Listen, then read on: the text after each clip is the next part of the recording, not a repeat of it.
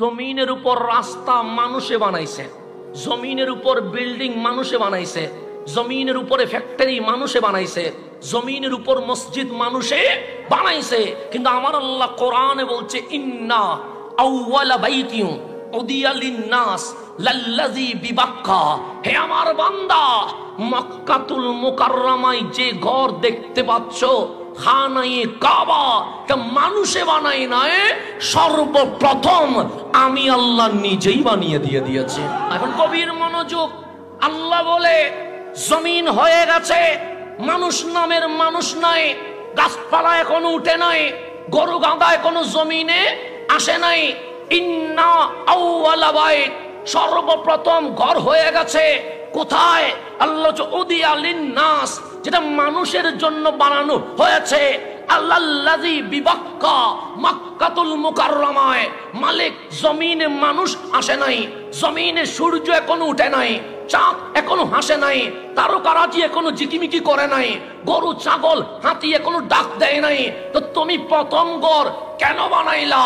আল্লাহ বলে কাবার উপরে বাইতুল মামুর, সেখানে ফেরেশতারা লাব্বাইক আল্লাহুম্মা লাব্বাইক বলে তাওয়াফ করছে। আর বাইতুল মামুরের নিচে খানায়ে কাবা, এখানে আমার বান্দা লাব্বাইক বলে আমি মাওলার ইবাদতে মগ্ন হয়ে যাবে। তাহলে প্রথম ঘর বানাইছে কে?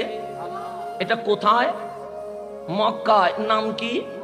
ঘর এখানে আছে, এটার কোনো ফজিলত নাই। আল্লাহ মক্কার ফজিলত কি? আল্লাহ বলে মুবারাকান, মক্কার চারপাশে মাওলা বরকত নাজিল করে।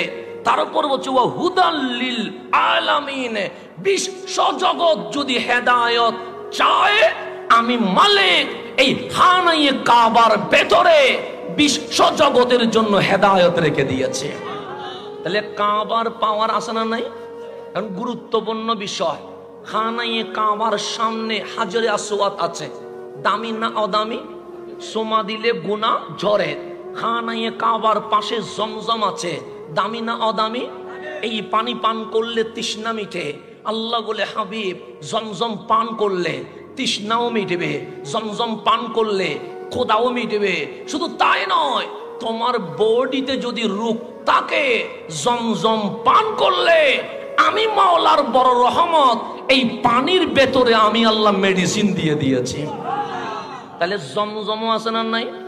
খানায়ে কাবার পাশে সাফা মারওয়া আছে না নাই? আছে। ওই মক্কার চত্বরে আরাফা আছে না নাই? মিনা মুজদালিফা আছে না নাই? তাহলে মক্কার পাশে হেরেম আছে, এক রাকাতে 1 লাখ রাকাতের সওয়াব। মক্কার পাশে হাজরে আসওয়াদ আছে, বড় দামি।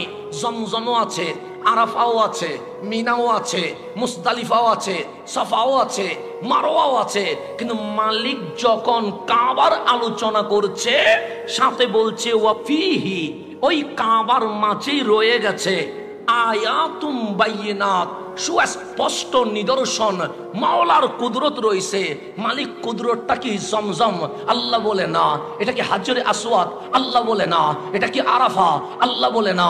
এটা কি মিনা মুজদালিফা? আল্লাহ বলে না। তো এটা কি? মাকাম ইব্রাহিম। খানায়ে কাবার কোনাকুনি একটা পাথর আছে, যার নাম মাকামে ইব্রাহিম। আমি মাওলা এটাকে আমি আল্লাহর সুস্পষ্ট নিদর্শন বানিয়ে দিয়েছে।